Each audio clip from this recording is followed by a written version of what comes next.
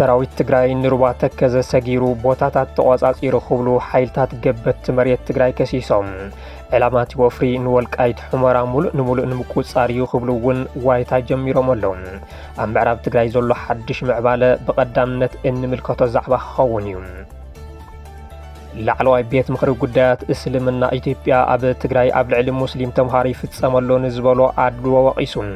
ብተመሳሳሊ ኣብ ክልል ኣምሓራ ዝተጀመረ ትምህርቲ ግእዝ ንመሰል ሙስሊም ተምሃሮ ዘየኽበረ ክብል እውን ከሲሱ ኣሎ። ሰበ ስልጣን ስርዓት ብልጽግና ንኽሕሽዩ እውን ምንባብ ኣይኽእሉን ክብል ሻዕብያ ተሳሊቑ። ነንባዕሉ ዘይናበብ ክልተ መልሓስ ብልጽግና ግና ሕዚ እውን ኣብ ምርኢት ብድንጋር ተጸሚዱ ከም ዝርከብ ገሊጹ ኣሎ። ቤት ጽሕፈት ርእሰ ምምሕዳር ኦሮሚያ ደብዳቤ ከም ዝበጽሖ ተገሊጹ። እቲ ደብዳቤ ርእሰ ምምሕዳር ሽመልስ ኣብዲሳ መድረኽ ዘተ ንኸዳሉ ዝሓትት እዩ ተባሂሉ ኣሎ። ዕላማ እቲ ደብዳቤን ብመን ከም ዝቐረበን ክነስማዓኩም ኢና። ሰራዊት ሱዳን ንስትራቴጂካዊት ከተማ ካዝጋይል መሊሱ ከም ዝተቆጻጸራ ተገሊጹ። ኣብቲ ብሰራዊት ሱዳን ዝካየድ ዘሎ ሓድሽ መጥቃዕቲ ግብፅን ቱርክን ብሓገዝ መሳርሒ ይሳተፋ ከም ዘለዋ እቲ ዕጡቕ ሓይሊ ከሲሱ ኣሎ። ናይዚኦምን ካልኦትን ዝርዝር ትሕዝቶታት ክነስማዓኩም ኢና። ሓድሽቲ ሓበሬታታት ንምርካብ ንቻናልና ላይክ፣ ሼርን ሳብስክራይብን ንኽትገብሩ ብምዝኻር ሕዚ ብዝርዝር ክነስማዓኩም። ሰናይ ጻንሒት። ሰራዊት ትግራይ ንሩባ ተከዘ ሰጊሩ ቦታታት ተቆጻጺሩ ክብሉ ሓይልታት ገበት መሬት ትግራይ ከሲሶም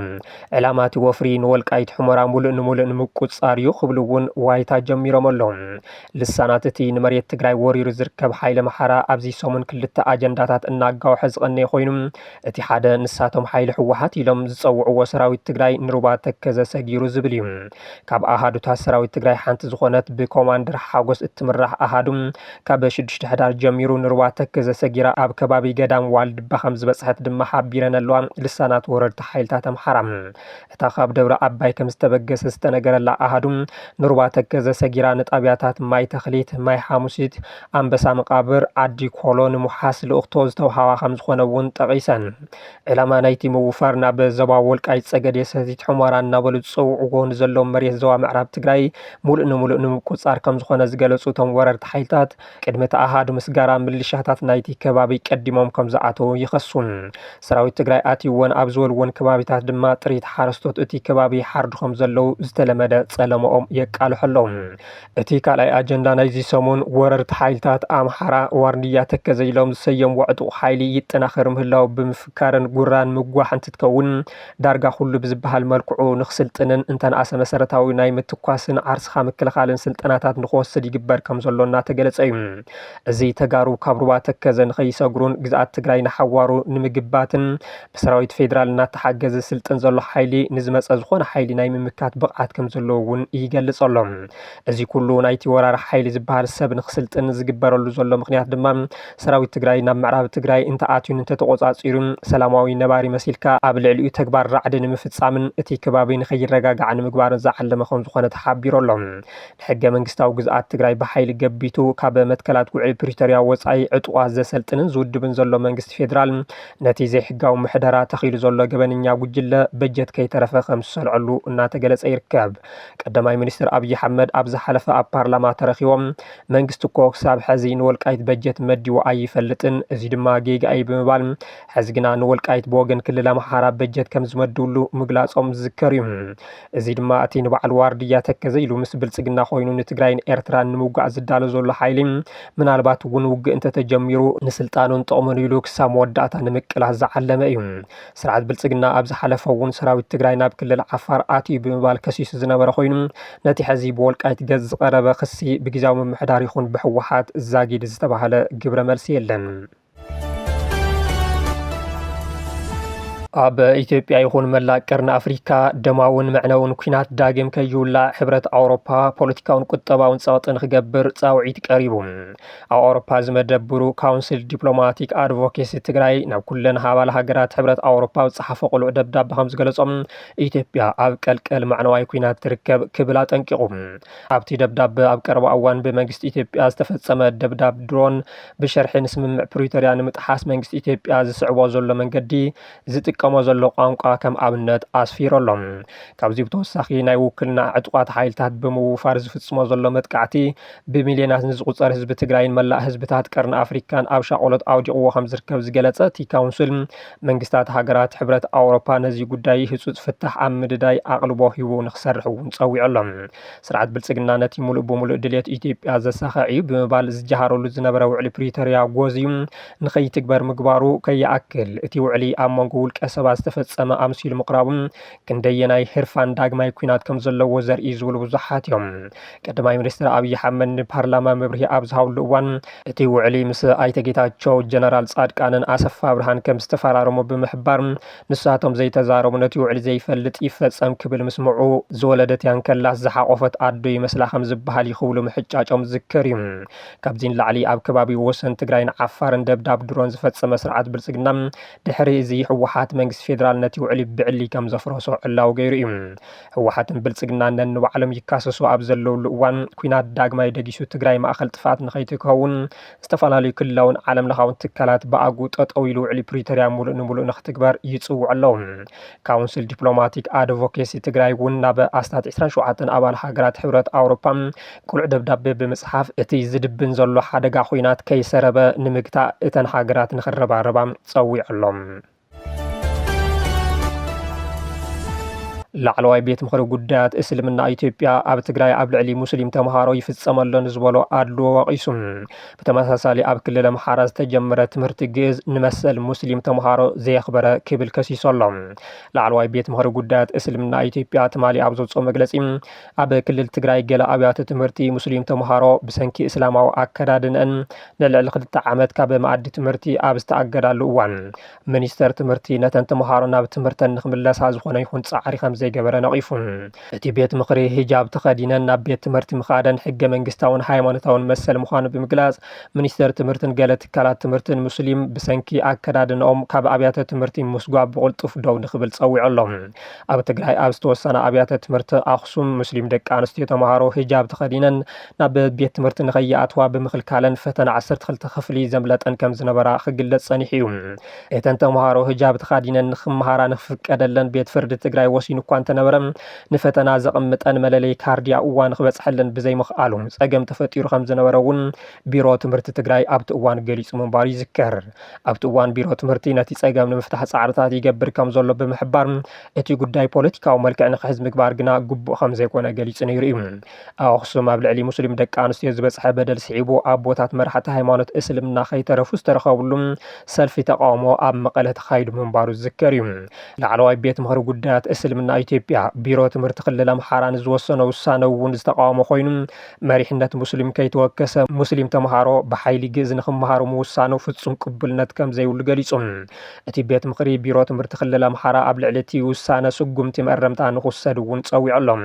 እቲ ቤት ምክሪ ውሳነ ቢሮ ትምህርቲ ኣምሓራ ንማሕበረሰብ ሙስሊምን ትካላት ሙስሊምን ብዘግለለ መንገዲ ዝተወሰደ ምዃኑ ብምግላጽ እቲ ውሳነ ኣብቲ ክልል ዘጋጥም ዘሎ ዝተሓላለኸ ጸገማት ዝያዳ ከም ዘተሓላልፎ ኣጠንቂቑ ላዕለዋይ ቤት ምክሪ ጉዳያት እስልምና ኢትዮጵያ ነቶም ጸገማት ዘላቕ መፍትሒ ንምንዳይ ኮሚቴ ኣጣይሹ ይሰርሕ ከም ዘሎ ድማ ኣፍሊጦሎም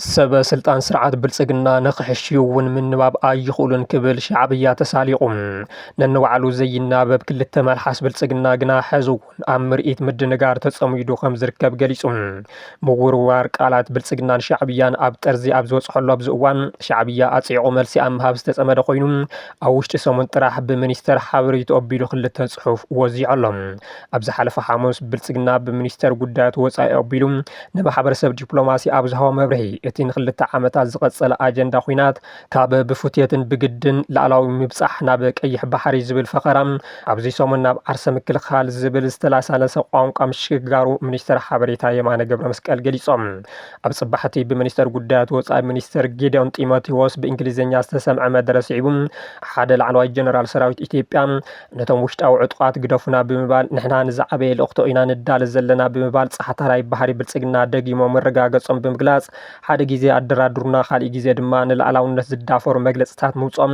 ነንባዕሎም ዘይናበቡ ክብል ሻዕብያ ሓጭጭሎም ኣሎ። እዚ ብርግጽ ናይቶም ላዕለዎት ፖለቲካውን ወተሃደራውን ሰበስልጣን ብልጽግና ሓሓሊፉ ብምስጢራዊ መብዛሕትኡ ግዜ ድማ ብዝያዳ ግሉጽ ቃላት ናብ ውሽጣዊ ተዓዘብቶም ዘመሓላልፍዎ ኩናት ዝፈጥር ኣጀንዳ ክብሉ እውን ሚኒስተር የማነ ገብረ መስቀል ይነቕፉ። ክልቲኦም ሓይልታት ካብ ምውርዋር ቃላት ብዝሓለፈ ኣብ ደባት ምንቅስቃስ ሰራዊት የካይዱ ከም ዘለዉ ዝሓበሩ ፍልፍላት ሻዕብያ ብግንባር ቡሬን ዓሰብን ድፍዓቱን ድራዓቱን የጠናኽር ከም ዘሎ ይዝግለጽ። ሻዕብያ ብመሰረት እቲ ምስ ትግራይ ዝኣተወ ጽምዶም ብሓይሊ ተቆጻጺርዎም ካብ ዝነበሩ ቦታታት ተለቂቑ ከም ዝኸደ ሕወሓትን ኣዘዝቲ ሰራዊትን ኣብ ዝገለጽሉ እዋን ኣብዚ ቅነ ሰራዊቱ ዳግም ናብ ትግራይ ይእቱ ከም ዘሎ እዚ ድማ ብፍላይ ብሸነኽ ኢሮብን ራማን ጎሊሁ ከም ዝረአዩ ፍልፍላት ዝገልጹ። ንሰመራ ማእኸል ድሮናትን ድሩዓትን ዝገበራ ብልጽግና ብወገኑ ኣብ ግንባር ቡሬ ከምኡውን ብምዕራብ ትግራይ ሰራዊቱ እናጸግዕ እንትትከውን ብሸነኽ ዞባ ደቡብ ትግራይ ከባቢ ዋጃ እውን ምንቅስቃስ ይገብር ከም ዘሎ ዝረኸብናዮ ሓበሬታ የመልክት። እዚ ንዝሓለፉ 3 ዓመታት ኣብ መንጎ ክልቲኦም ስርዓታት ዝረአ ዘሎ ወጥሪ ኢተገማት እኳ እንተኾነ ገለ ተንተንቲ ፖለቲካ ቀርኒ ኣፍሪካ ግና ኩናት ኢትዮ ኤርትራ ዘይተርፍ እዩ እናበሉ ይርከቡ። ቤት ጽሕፈት ርእሰ ምምሕዳር ኦሮሚያ ደብዳቤ ከም ዝወጽሖ ተገሊጹ። እቲ ደብዳቤ ርእሰ ምምሕዳር ሽመልስ ኣብዲሳ መድረኽ ዘተ ንኸዳሉ ዝሓትት ተባሂሉ ኣሎ። እቲ ትማሊ 9 ሕዳር 2018 ዓመተ ምህረት ብግንባር ሓርነት ኦሮሞን ፌደራሊስት ኮንግረስ ኦሮሞን ናብ ቤት ጽሕፈት ፕረዚደንት ክልል ኦሮሚያ ዝተጻሓፈ ሓበራዊ ደብዳቤ ምስ ርእሰ ምምሕዳር እቲ ክልል ሽመልስ ኣብዲሳ ብዛዕባ መጻኢ ክልላዊ መንግስቲ ኦሮሚያን ህዝቢ ኦሮሞን ንምዝታይ ቆጸሮ ንኽትሓዝ ዝሓትት ተባሂሉ ኣሎ። እቲ ናብ ሽመልስ ኣብዲሳ ዝተልኣኸ ደብዳቤ ብኣቦ ወንበር ኦነግ ዳውድ ኢብሳን ኣቦ ወንበር ኦፌኮ ፕሮፌሰር መረራ ጉዲናን ብሓባር ዝተልኣኸ ምዃኑ እውን ምፍላጥ ተኻኢሉ ኣሎ። ክልቲኦም ውድባት ምስ ኣይተ ሽመልስ ንምዝታይ ዝሓተትዎ መድረኽ ኣብ ህልው ኩነታት ሰላምን ድሕነትን ክልል ኦሮሚያ ከምኡ እውን ጉዳይ መረፃ ዘተኮረ ክኸውን ከም ዝኽእል ፍልፍላት ጠቒሶም ኣለዉ። መንግስቲ ክልል ኦሮሚያ ምስ ክልቲኦም ተቃወምቲ ፖለቲካዊ ውድባት ንምዝታይ ብተደጋጋሚ ፀውዒታት ክገብር ምጽንሑ ዝዝከር እዩ። ንኦነግን ኦፌኮን ሓዊሱ 8 ተቃወምቲ ውድባት ፖለቲካ ኣብ ዘውፅዎ ሓበራዊ መግለጺ ቀጻሊ ሃገራዊ መረፃ ቅድሚ ምክያዱ መንግስቲ ብረት ዓጢቆም ይዋግኡ ዝርከቡን ካልኦት ሓይልታትን ፖለቲካ ኩለ መዳይ ፖለቲካዊ ዘተ ንኸካይድን ኣብቲ ሃገር ኣብ ዝተፈላለዩ ከባቢታት ዝካየዱ ዘለዉ ጎንፅታት ጠጠው ብምባል ሓዊሱ ከማልኦም ኣለዎም ዝበልዎም 7 ነጥብታት ምቕራቦም ዝዝከር እዩ። ሰራዊት ሱዳን ስትራቴጂካዊት ከተማ ካዝጋይል መሊሱ ከም ዝተቆጻጸራ ተገሊጹ። ኣብቲ ብሰራዊት ሱዳን ዝካየድ ዘሎ ሓድሽ መጥቃዕቲ ግብፅን ቱርክን ብሓገዝ መሳርሒ ይሳተፋ ከም ዘለዋ እቲ ዕጡቕ ሓይሊ ከሲሱ ኣሎ። ሰራዊት መንግስቲ ሱዳን ኣብ ዞባታት ኮርዳፋንን ዳርፉርን መጥቃዕትታቱ ዝያዳ ብምሕያል ብርክት ዝበላ ከተማታት ኣብ ምቁፅጻር ከም ዝርከብ ኣፍሊጡ ኣሎ። እቲ ሰራዊት ትማሊ ንስትራቴጂካዊት ከተማ ሰሜን ኮርዳፋን ዝኾነት ባቡናዋዛ ክቆጻጸር ከሎ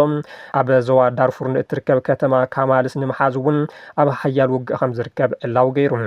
ሰራዊት መንግስቲ ሱዳን ኣብ ርእሲ ሰራዊት ዳዕሜል ሰሪዕ ዝወስዶ ዘሎ መሊስካ መጥቃዕቲ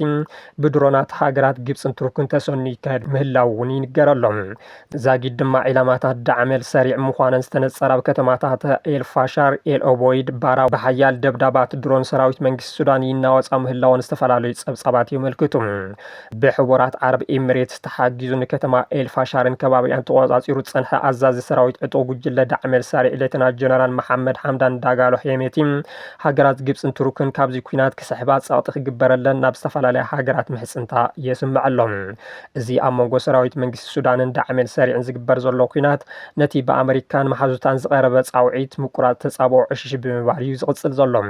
ኣብ 2023 ዝተወልዐ ኩናት ሕድሕድ ሱዳን ዛጊድ 40,000 ዝኾኑ ዜጋታት እቲ ሃገር ክሃልቂ ከለዉ ኣስታት 12 ሚልዮን ድማ ካብ መንበረ ኣባይቶም ተመዛቢሎም እዮም። እቲ ዕጡቕ ሓይሊ ከተማ ኤልፋሻር ድሕሪ ምቁፅጻሩ ድማ ገበን ጆኖሳይድ ምፍጻሙ ዓለም ለኸ ሚድያታት ከይተረፈ ዘቃልሕኦ ጉዳይ እዩ። ነዚ ስዒቡ ዓቃቢ ሕጊ ሱዳን ካብ ግዳያት ክሲ ይቕበል ከም ዘሎ ዝሓበረ ኮይኑ ተመዛበልቲ ኣብ ልዕሊ እቲ ዕጡቕ ጉጅለ 1365 ክሲ ከም ዘቕረቡ ገሊጹ። ዓቃቢት ሕጊ ሱዳን ኢንቲሳር ዓብደል ኣል ከም ዝበልኦም ካብ ኤልፋሻር ብምምዝባል ኣብዚ ሕዚ እዋን ኣብ ሰሜናዊት ግዝኣት እቲ ሃገር ተዓቂቦም ዘለዉ ተመዛበልቲ ኣብ ልዕሊ ሓይልታት ቅልጡፍ ደገፍ ወይ ድማ RSF 365 ክስታት ከም ዘቕርቡ ኣፍሊጠን እተን ዓቃቢት ሕጊ ኣብ ኣልዳባ ኣብ ዝርከብ ማዓስከር ተመዛበልቲ ኣብ ዝገብሮ ዑደት እቶም ግዳያት ብዘይካቲ ንዕንወት ትሕተ ቅርፂ ዝምልከት ቅትለት መጉዳእቲ ዓመፅን ምጉሓልን ዝብሉ ክስታት ዘጠቓለለ ምዃኑ ገሊፀን እቲ ዓቃቢ ሕጊ ምርመራታት ከም ዝጀመረን ኣብቲ ማዓስከር ፀብፀባት ይቕበል ከም ዘሎን እውን ተገሊፆሎም